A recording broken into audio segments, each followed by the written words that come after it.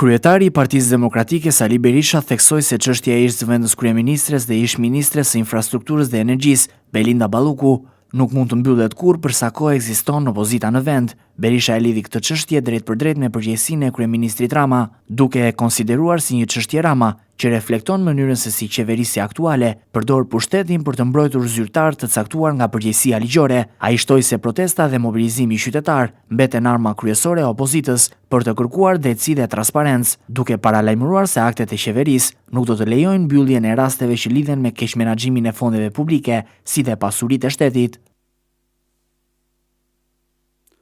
Në kundërshtim flagrant me ligjin,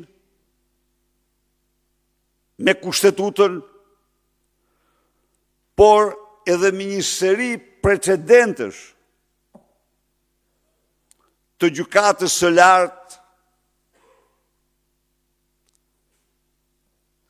skapi partisë me urdhër të Edi Ramës vendosi të mbyll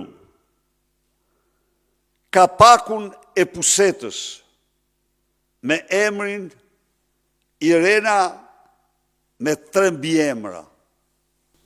Kjo opozitë, Edi Rama mendoi dhe deklaroi se çështja Balluku është mbyll, po ajo s'mbyllet kurrë sa ky vend të ketë opozitë. S'mund mbyllet kurrë, se është çështja Rama. Çështja Balluku për opozitë është çështja Rama.